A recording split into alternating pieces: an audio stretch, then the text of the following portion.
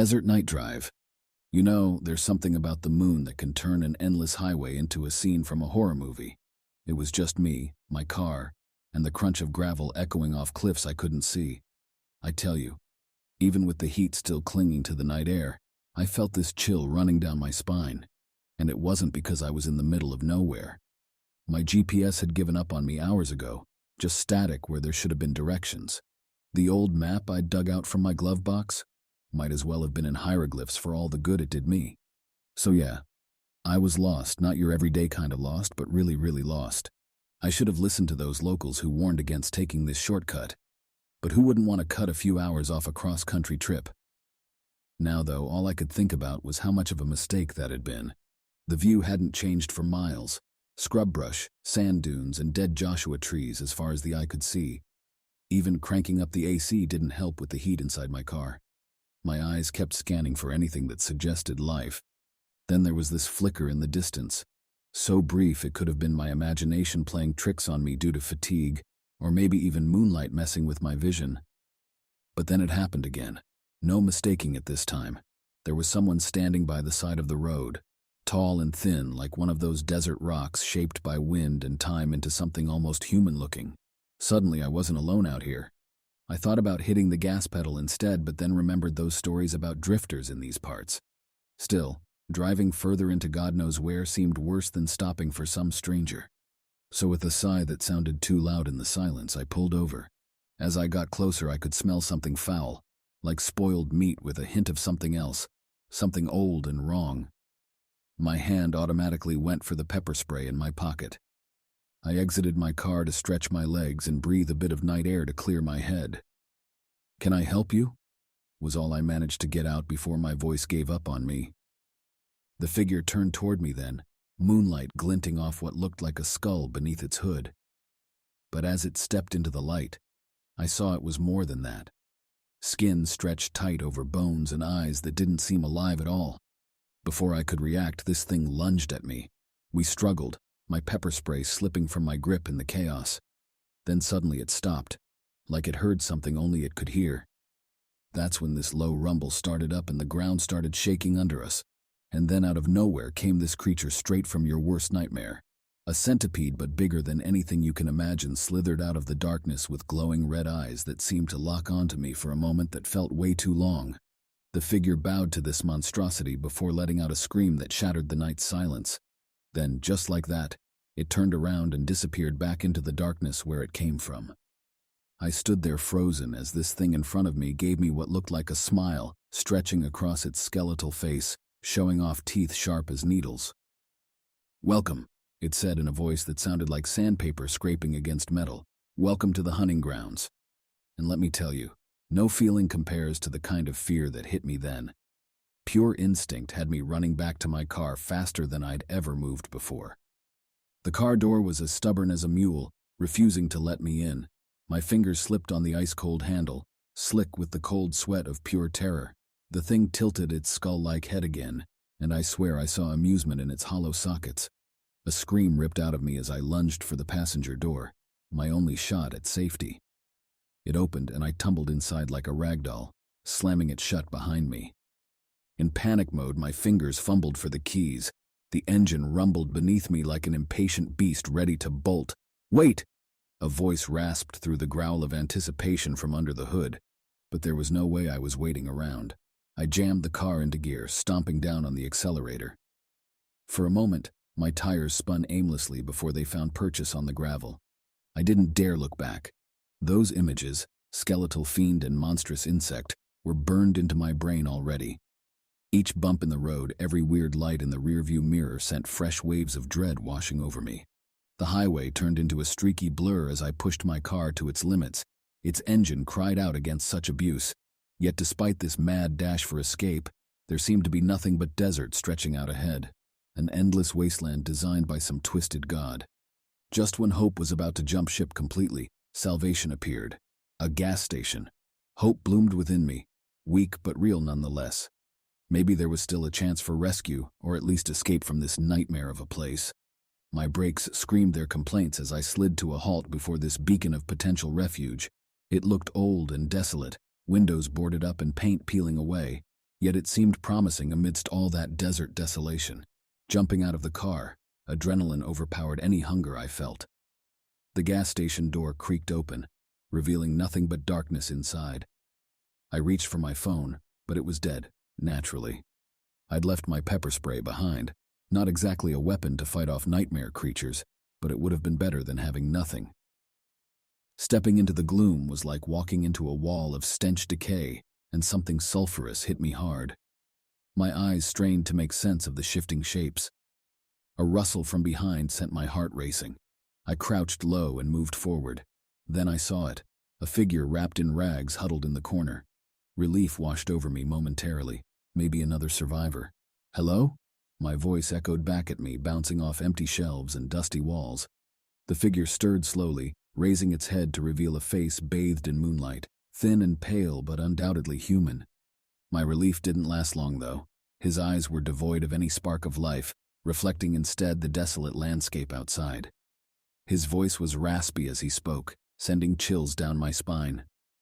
"Welcome," he croaked out. "Welcome to Purgatory." Suddenly the ground shook beneath me.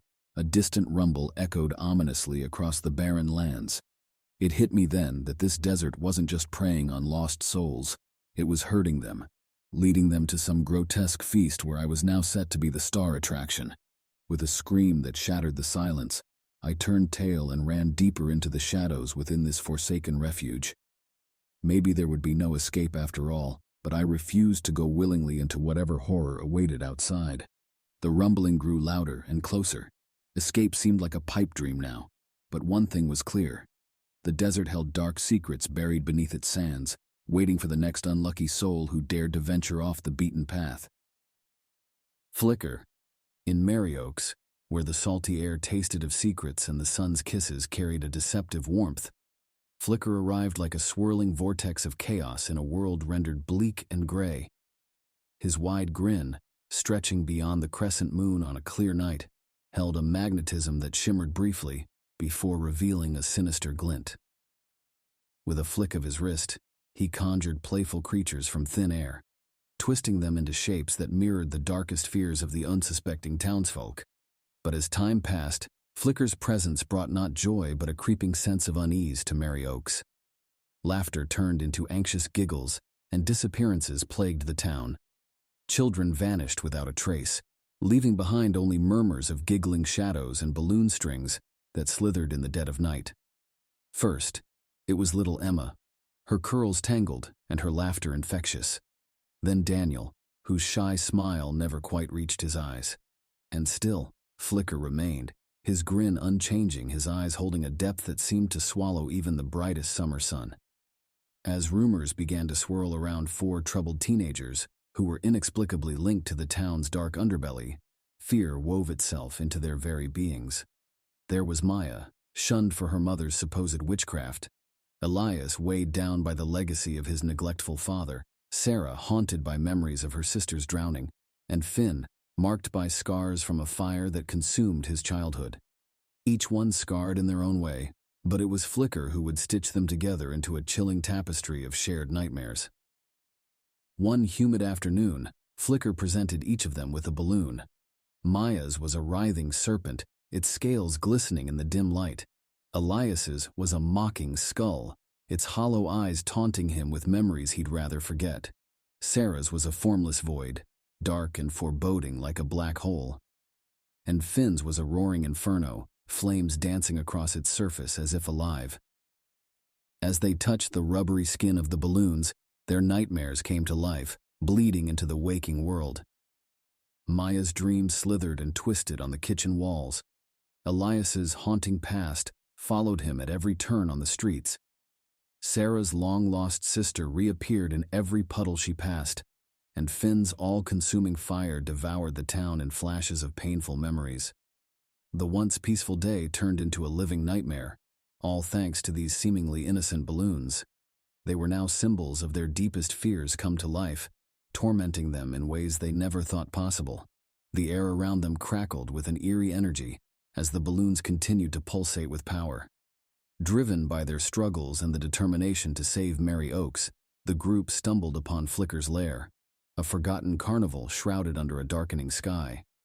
The once vibrant rides were rusted and covered in eerie shadows, with grotesque puppets suspended from their frames. In the center, amid a tangle of deflated balloons, Flicker waited with a sinister grin splitting his face. As they stood, eye to eye with their formidable adversary, the atmosphere was charged with tension and strategic maneuvering. Maya's voice reverberated with ancient incantations, conjuring up fierce storms that matched the wickedness of Flicker. Elias delved deep into his memories, retrieving powerful weapons to use against their foe. Sarah's tears fell like diamonds, giving birth to phantom limbs that grappled fiercely with the darkness, and Finn, with unwavering bravery, lit the way with nothing but flickering embers. But for every inch they gained on Flicker, he countered with deceptive moves, twisting their deepest fears into terrifying manifestations that threatened to overpower them. While exploring the abandoned amusement park, Maya stumbled upon a dusty trunk. She opened it to find a faded ledger filled with names and dates, meticulously documenting Flicker's victims and their fears. As she flipped through the pages, she realized that Flicker's power grew stronger during the full moon, and his victims were chosen based on their specific nightmares. A sense of urgency shot through Maya as she saw the crimson orb of the full moon bleeding through the clouds. With time running out, Sarah came up with a desperate plan. She lured Flicker toward the Ferris wheel, its rusted spokes glinting like skeletal fingers in the moonlight. As Flicker materialized, his maniacal laughter rang out like a siren through the desolate park. The sound bounced off the cracked concrete and rusted metal structures, amplifying the eerie atmosphere. Flicker's twisted grin lit up the darkness, his eyes gleaming with madness, and the park came alive, fueled by a crazed energy. Elias's heart raced as he followed Flicker up the rickety Ferris wheel. The clown suit that had once elicited laughter now sent shivers down his spine and stoked fear in his heart. With trembling hands, Elias ripped open the colorful fabric, revealing a writhing mass of mouths that whispered nightmares. Elias reached his hand into the darkness, expecting to feel warm skin, but instead encountering an icy, jagged void. Flicker's screams echoed throughout the carnival, causing fear to spread among the group. As Elias's hand made contact with Flicker, the clown's laughter turned into choked sobs. The solid ground beneath their feet suddenly gave way, and they were plunged into the ominous empty below. The light of the full moon cast a pale glow over their surroundings, revealing twisted rock formations and jagged edges jutting out from the walls of the abyss. As they fell, the rush of air was accompanied by the eerie howl of the wind through the cavernous space. Their bodies tumbled and spun, nothing but helpless passengers in a foreign, unfeeling world. Yet, amid the chaos, an unexpected unity emerged among the four troubled teenagers. They reached out for one another, their hands interlocking like a lifeline amidst the darkness. Maya's incantations danced on their lips, weaving a shield of protection around them, while Elias summoned forgotten memories of love and connection to fuel their bond. Sarah's tears turned into diamonds once more, providing a faint glow that pushed back against the encroaching shadows. And Finn, with his flickering embers, lit a path forward through the abyss. As they tumbled through the endless void, flashes of grotesque shapes and monstrous forms blurred in their vision. They could sense Flicker's true form lurking among the chaos, fueled by terror and dread. His once charming grin morphed into a snarl as he fought against their resistance. But with every passing moment, his grip loosened, draining his strength as the group stood strong and united. Finally, with a collective surge of bravery, the group seized the opportunity to strike at Flicker's core. Maya focused her energy on channeling the ancient invocations she had inherited from her mother. The very air crackled with electricity as her words resonated through the abyss, reaching deep within the essence of Flicker's being. Elias plunged his hand into the writhing mass of mouths, clenching the source of Flicker's power. Sarah's tears flowed like a river, their radiant light blinding Flicker and weakening his grip on reality. And Finn, with his flickering embers that blazed as an inferno, unleashed a devastating blast that shattered the darkness around them. In that brief moment of vulnerability, Maya and Elias wove their magic together, intertwining ancient incantations with forgotten memories. Their combined strength formed an effervescence that pierced Flicker's core, banishing him back to the realm from which he came. The abyss trembled and convulsed, releasing them from its merciless grasp as they returned to a world filled with the brightest sun and the warmth and brilliance of the day. As they stood in the middle of the abandoned amusement park, their breaths heavy and limbs sore from the treacherous journey, an overwhelming sense of awe encompassed the teenagers. They had all emerged from the depths changed. Maya's eyes sparkled with a deeper understanding of the gift she'd inherited from her mother. Elias walked with a more confident stride. Sarah's smile radiated a sense of peace, and Finn's fiery spirit blazed brighter than ever before. The scars on their bodies now symbolized strength and perseverance instead of pain and struggle. Together, the new friends returned to Merry Oaks, a town no longer shrouded in fear and darkness. The once troubled teenagers became beacons of hope for their community, using their own experiences to help others heal and overcome their nightmares. Maya embraced her mother's legacy, offering solace to those accused of witchcraft and fostering acceptance in a town riddled with prejudice and fear. Elias used his newfound confidence to pursue a career in counseling, specializing in trauma therapy for those haunted by their pasts. Sarah became a renowned artist, using her tears turned diamonds to create breathtaking sculptures that captured the resilience and beauty found within pain. And Finn, with his flickering embers, became a firefighter, saving lives and bringing light into the darkest of situations. The town of Merry Oaks transformed into a community of healing and growth, as its residents banded together to support one another through their struggles. Maya, Elias, Sarah, and Finn forged an unbreakable bond as they navigated the darkness and horrors of their shared experiences. Determined to turn their pain into purpose, they created an organization devoted to aiding those plagued by trauma and haunting nightmares. Their defeat of Flicker acted as a driving force for their cause, motivating them to utilize their struggles as motivation to uplift and embolden others. Love's warrior. My eyes strained against the thick, inky darkness of my room, the only source of light a thin sliver seeping through the open door from the hallway. It barely illuminated the outline of my roommate's body, but beyond that, there was nothing but an endless void.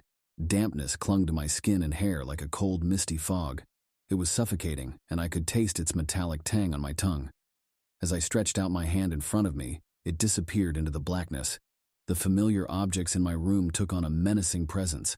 My desk loomed like a hulking beast in the corner, and the posters on my wall seemed to mock me with their distorted shapes. Every inch of the room felt like it was closing in on me, making it hard to breathe.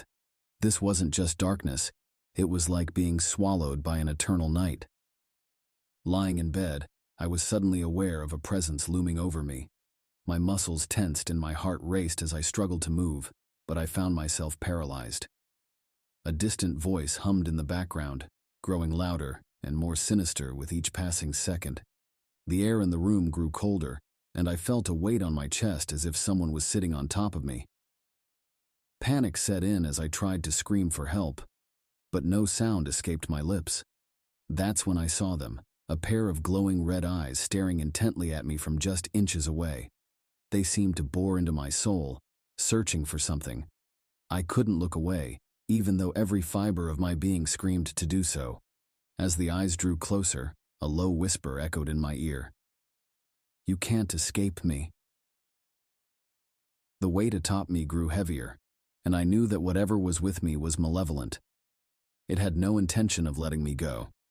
Just as I thought I couldn't take it anymore, my roommate stirred, and the presence vanished. The room returned to its normal temperature, and the voice faded away, leaving behind only a sense of lingering fear and unease. I woke up gasping for air, my body soaked in sweat. My roommate, Missy, lay sound asleep in the other bed, unaware of the terror I had just experienced. But even as I turned to her for comfort, I knew she would be of no help. For days I was haunted by a malevolent presence with glowing red eyes. Every time I slept, it felt like it was suffocating me, its presence looming closer and closer until I thought I would be consumed by darkness. Sleep became a luxury, and even during the day I found myself plagued by terrifying nightmares. Missy noticed the change in me, but how could I explain something so inexplicable? One night, as I tried to fall asleep, I saw Missy standing at the foot of my bed. Her eyes were open but empty, and behind her glowed those fiery red orbs. As I reached out to shake her awake, a jolt of electricity shot through me and I recoiled in shock. The presence emerged from behind Missy, showing itself for all its wickedness. Tears blurred my vision as I struggled to break the intense gaze that held me captive. My hands shook as I fumbled for something, anything to anchor me in reality.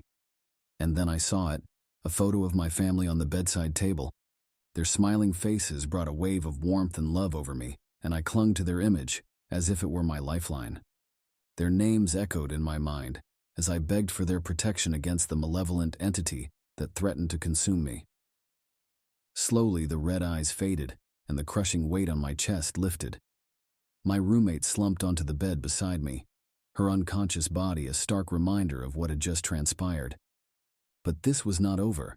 The malevolent presence would surely return, and I couldn't continue living in fear. With newfound determination, I delved into research about unholy spirits and how to banish them. I sought advice from experts in the field, desperate for a solution to protect myself and my roommate. It wasn't easy, but finally armed with knowledge and a plan, I performed a ritual to banish the entity from our presence once and for all. I carefully arranged the candles in a circle on the hardwood floor, making sure each one was evenly spaced.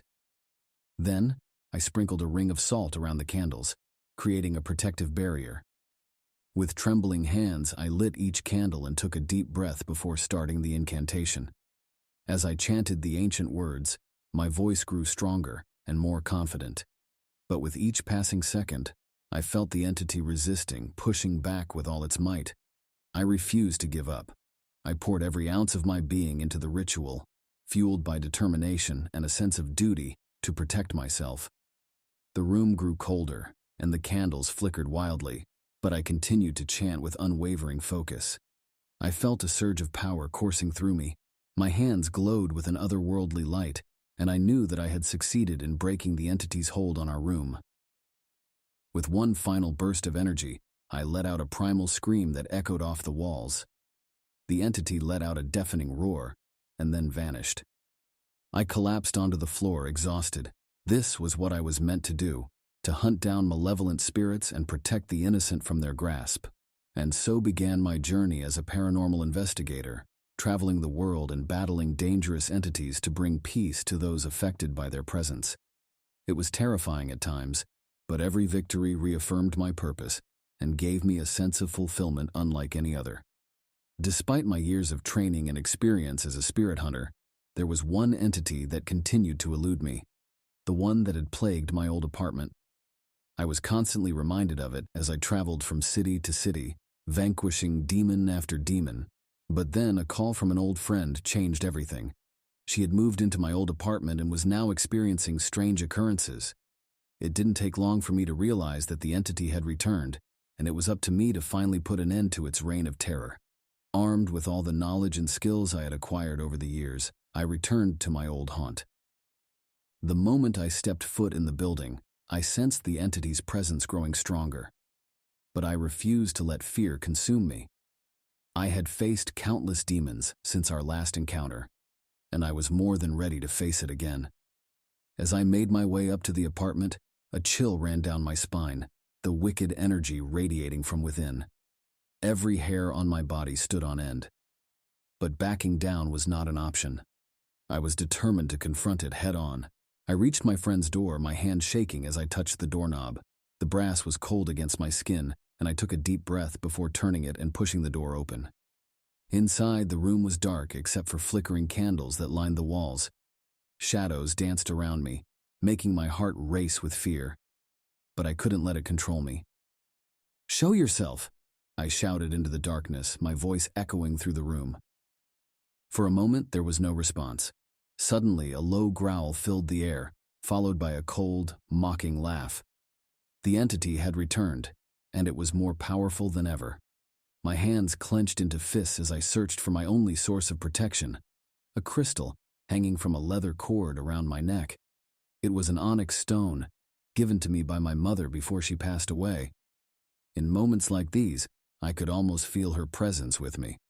But even with the crystal in hand, I knew it wouldn't be enough. The entity had grown stronger, and I needed to find its weakness if I wanted to banish it from the apartment. Closing my eyes, I focused on my breathing and tried to clear my mind. And then I heard it. A faint whisper, almost imperceptible, but unmistakable. The entity was vulnerable to love.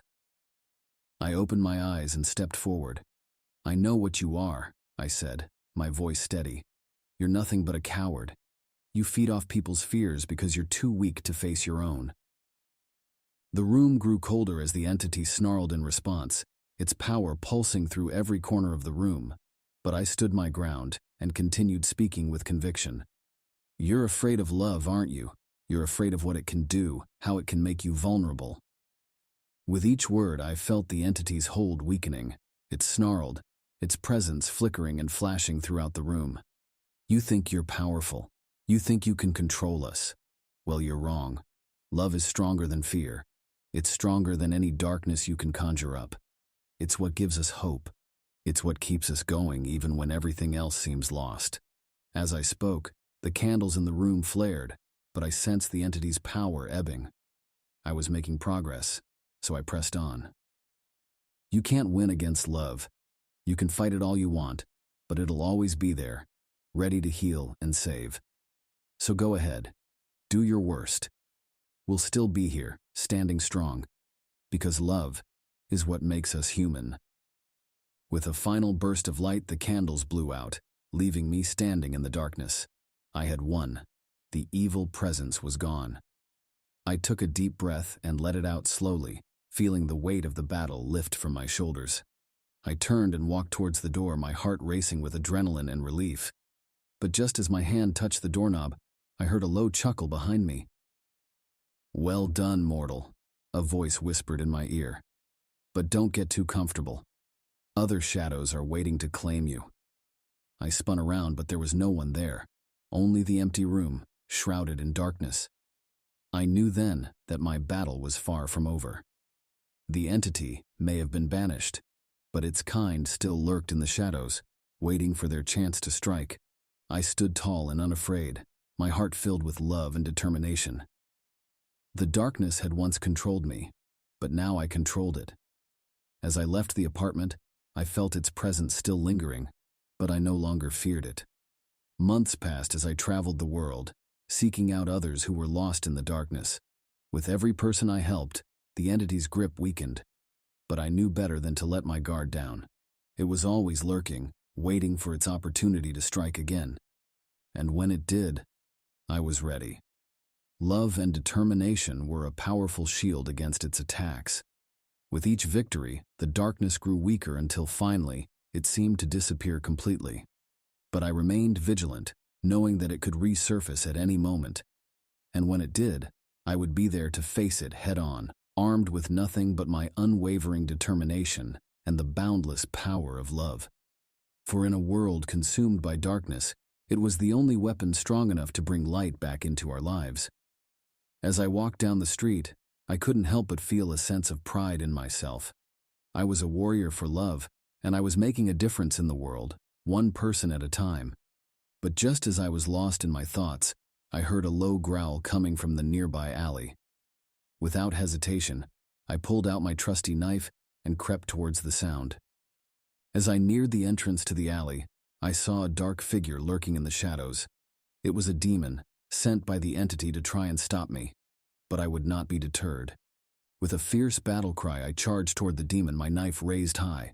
The demon snarled and lunged towards me, but I dodged its attack and thrust my blade deep into its chest.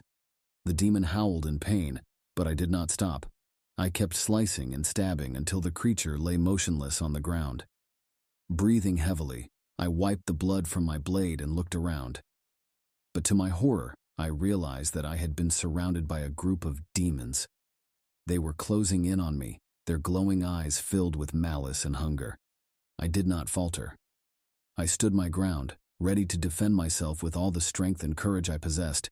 The demons charged towards me, their claws slashing through the air with deadly accuracy. But I was fast and agile, dodging their attacks and striking back with my knife. Soon, the ground was littered with demon corpses, and the survivors retreated into the shadows. With my heart racing and adrenaline still coursing through my veins, I took a deep breath and steadied myself. For I was a true warrior, ready to battle for what was right and just. With my back to the graffiti-covered alley, I gazed ahead toward the unknown challenges that lay in wait.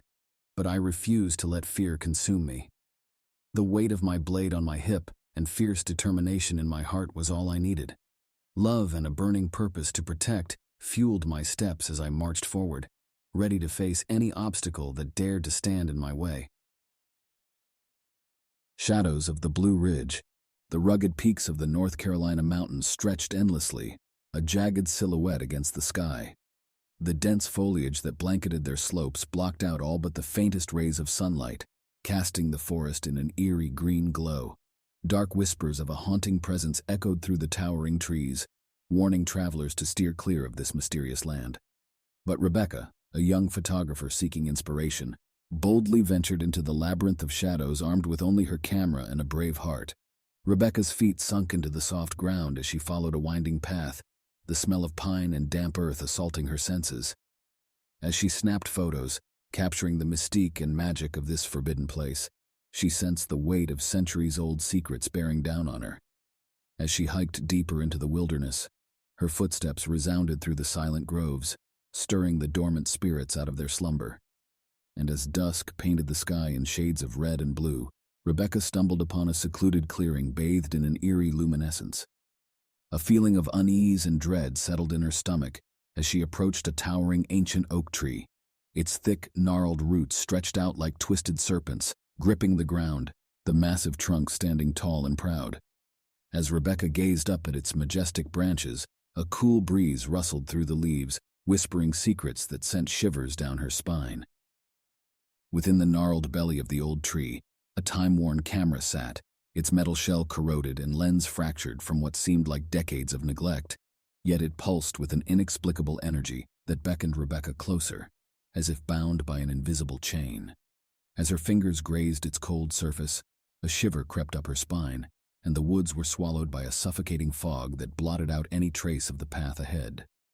Undeterred by the sudden shift in the atmosphere, Rebecca pressed on, drawn deeper into the forest's heart by an enigmatic allure to uncover whatever enchantments lay dormant within this forsaken realm.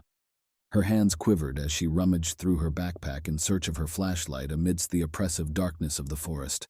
The only sounds puncturing the deafening silence were hushed whispers that seemed to seep from the earth itself. Upon finding her flashlight and flicking it on, its weak beam offered little resistance against the engulfing gloom. Each step forward sent adrenaline coursing through her veins, yet something anchored her to the bewitched clearing. Her gaze fell upon the antiquated camera again, nestled amongst moss-cloaked stones, its shattered lens catching fragments of light. Rebecca was enchanted by a rare opportunity to capture elusive spirits that had made the woods their home.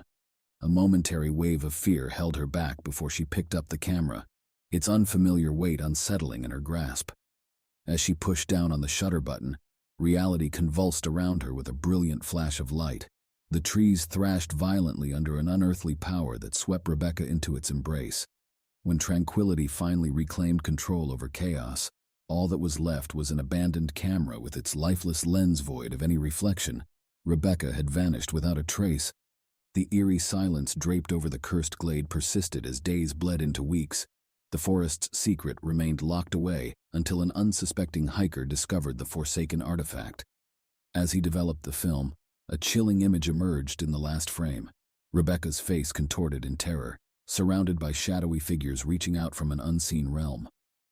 The whispers among the trees grew more pronounced, spinning tales of a doomed spirit trapped within the haunted photograph, destined to roam the forest trails for eternity.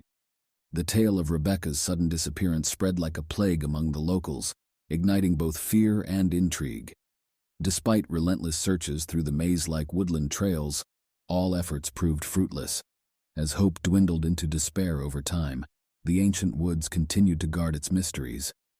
The story of the ghostly glade and its spectral camera became a bone-chilling legend whispered around crackling fires on dread-filled nights. But unbeknownst to them all, every time the tale was told, Rebecca's phantasmal image in the final photo altered ever so slightly.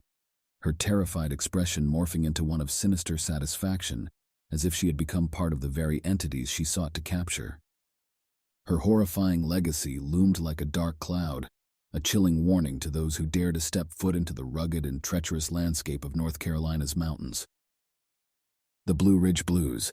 The fog clung to the Blue Ridge Mountains like a shroud, obscuring the jagged peaks and twisting the ancient trees into grotesque shapes.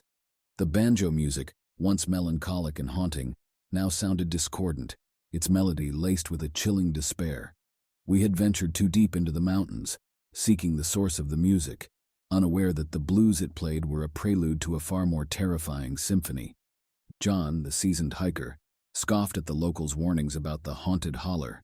Willow, the ever-optimistic photographer, saw adventure in the unknown. I, ever the pragmatist, felt an unsettling unease crawling up my spine with each step deeper into the mist. The music grew louder, the mournful twang punctuated by the rhythmic creak of rocking chairs. The air grew thick, the dense fog heavy with the scent of damp earth and something else metallic and primal. Then, silence. The sudden absence of sound was more terrifying than the music, leaving us adrift in a sea of calm. Willow's gaze snagged on a subtle stir of motion, an abandoned rocking chair, oscillating in a solitary rhythm on an unoccupied veranda, its stark outline a sharp contrast against the foggy backdrop. Intrigue, as enticing as a mermaid's call, drew her nearer.